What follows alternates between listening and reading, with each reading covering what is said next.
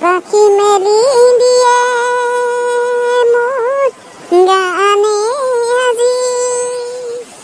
কণ্টিলো তই মজা দিছ কিন্তু তোক সঁচাকে মানিব লাগিব দেই মাকা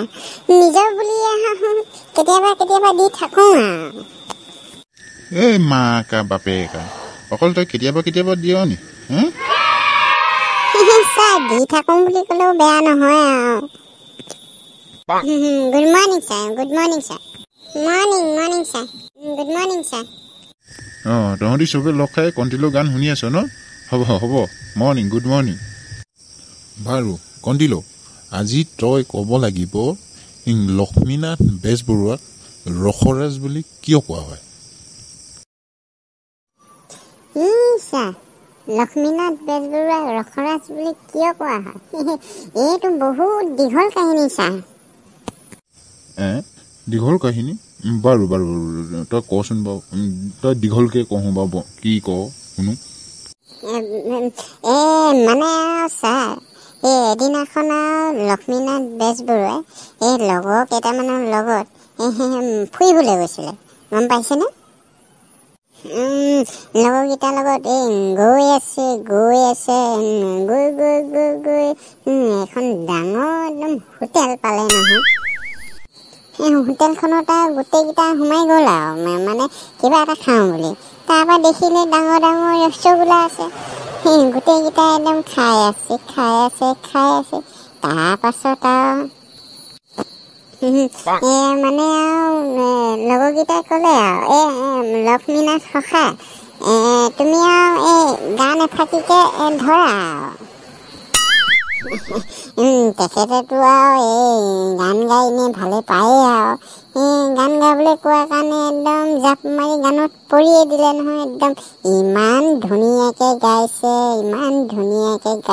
মানে এনেকুৱাই মানে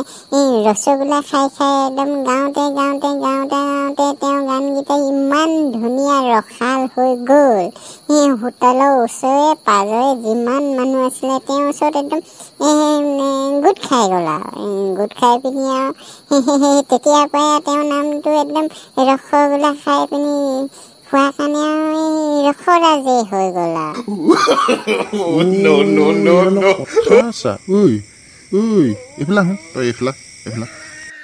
কিবা খেলি মেলি বকি পালো নেকি বাৰু ছাৰ কওকচোন বাৰু তোক কৈ আছো মই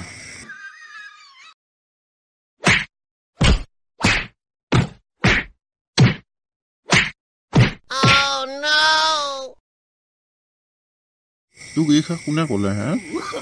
কেনেকুৱা লাগিলে ছাৰ কিবা ভুল হৈ গ'লে শিকাই দিব লাগে আকৌ স্কুললৈ শিকিবলৈহে আহে চুপ থাক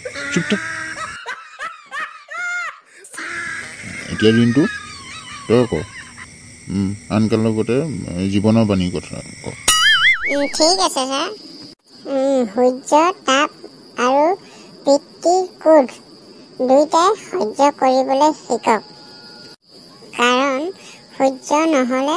গোটেই পৃথিৱী অন্ধকাৰ হৈ যায় আৰু পিতৃ নহ'লে মানুহৰ গোটেই জীৱনে অন্ধকাৰ হৈ যায় অলগদ্ধ কণ্টিলো শুনিলি নাই কি ক'লে শুনিলোঁ ছাৰ ছাত্ৰ নহ'লে যেন শিক্ষকবোৰ জীৱন অন্ধকাৰ হৈ যাব no